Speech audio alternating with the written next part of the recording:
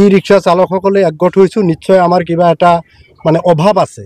এই অভাৱটো হ'ল আমাৰ ই ৰিক্সা ইউনিয়ন মানে এইটো ৰেজিষ্টাৰ কৰিব লাগিব। তাত যাতে আমাৰ এই যে EM ছাৰে আমাক সহায় কৰে। আমি দীৰ্ঘদিনৰ পৰা এইটো ৰেজিষ্টাৰ কৰিব পৰা নাই।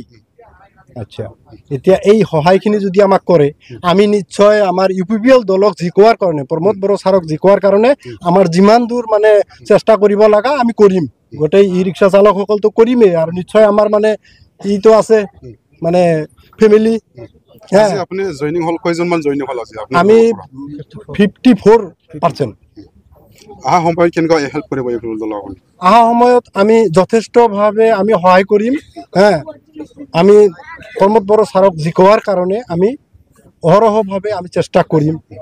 এই অঞ্চলত EM চাইখং বসুমতাৰী কি কাম কৰি দিছিল ডেভেলপমেণ্ট কাৰণে? চাওক, এতিয়া ডেভেলপমেণ্টৰ কাৰণে চাইখং বসুমতাৰী ছাৰে মই ভালকৈ সিমান অৱগত নহয়। ভাল কৰিছে বুলি মই শুনা পাইছোঁ।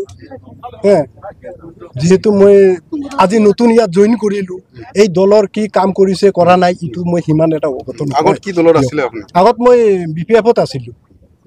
BPF-ৰ সময়ত আপোনাক এনেকুৱা যিখিনি পাব লাগে, যিখিনি কাম কৰিব লাগে এইটো দিয়া নাছিলে? নাই, আমাক BPF-এ আঁঠুৱা কম্বলৰ বাহিৰে আমাৰ বেলেগ কোনো সুবিধা দিয়া নাই, বুজিছে। মাত্ৰ এই মানে যাতে মহ সোমাব পাৰে এনেকুৱা মানে আঁঠুৱা দিছে, আৰু ছাতি দিছে। এইবিলাক মানে এই যে বগলীৰ পাখা, এইবিলাক পানী নামানে।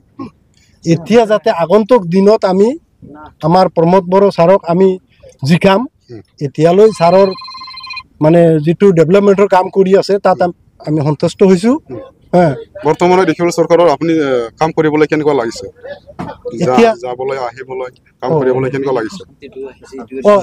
এতিয়া আমাৰ মানে অঞ্চলৰ যিটো শান্তিৰ বাতাবৰণটো ঘূৰি আহিছে। সঁচাকৈ, আৰু আগন্তুক দিনত আহিব, ইয়াতকৈ ভাল মানে ডেভেলপমেণ্টৰ কাম কৰিব, পাব্লিকে উপকৃত হ'ব।